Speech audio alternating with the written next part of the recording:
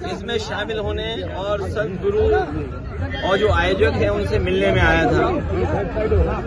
मैं परिक्रमा किया हूं और उनसे आशीर्वाद लेकर के आया हूं, लेकिन बीजेपी के लोगों को पेट में दर्द हो रहा है। भारतीय जनता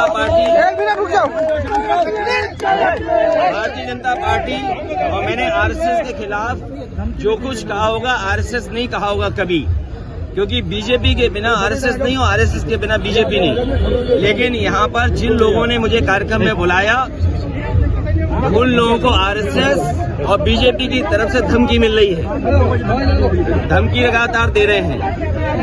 मैं समझता हूँ धर्म का ठेकेदार कोई नहीं हो सकता, बीजेपी धर्म के ठेकेदार नहीं हो सकती। बीजेपी ने यहाँ गुंडे भेजे थे और गुंडे ये भेजे थे जिससे मैं कार्यक्रम में न जा पाऊं, और अभी भी गुंडे पीछे घूम रहे हैं। लेकिन हम समाजवादी लोग हैं, घबराने वाले नहीं है गुंडों से। अभी भी घूम रहे हैं गुंडे, कहीं न कहीं होंगे वो जो काला झंडा लेकर के विरोध कर रहे थे। अरे भाई, धर्म के कार्यक्रम में मैं आ रहा हूं और धर्म के कार्यक्रम में मैं अगर आ रहा हूं तो बीजेपी के लोग क्या गुंडाई करेंगे? बीजेपी के लोग पिछड़ों को शूद्र, दलित को शूद्र मानते हैं। बीजेपी के लोग हम सबको शूद्र मानते हैं। उनको ये तकलीफ है कि हम उनके धार्मिक स्थान पे क्यों जा रहे हैं, गुरु संत लोगों से आशीर्वाद लेने के लिए। एसपीआई इन्होंने भेजा और कोई प्रशासन का, पुलिस का अधिकारी नहीं था, और जितनी पुलिस प्रशासन थी सब रात में हटा दी। याद रखे बीजेपी के लोग, समय बदलता है, समय बदलेगा तो उन्हें भी पता लग जाएगा कि इसी तरह की व्यवस्था उनके लिए होती है।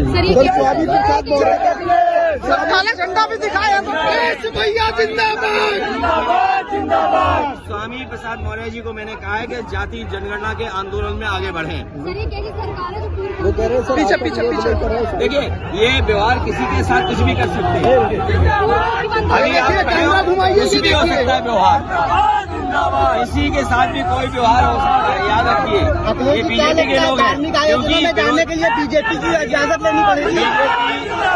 बीजेपी बेरोजगारी, महंगाई का मुकाबला नहीं कर पा रही है, इसलिए इस तरह के काम कर रही है। जी, क्या लगता है आपको, क्या बीजेपी से क्या इजाजत लेनी पड़ेगी धार्मिक आयोजनों में जाने के लिए? क्या बीजेपी को इजाजत लेनी पड़ेगी? अब क्या चीज?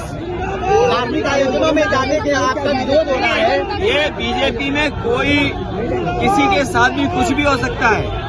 बीजेपी की सरकार ने जानबूझ करके एनएसजी हटाई मेरी।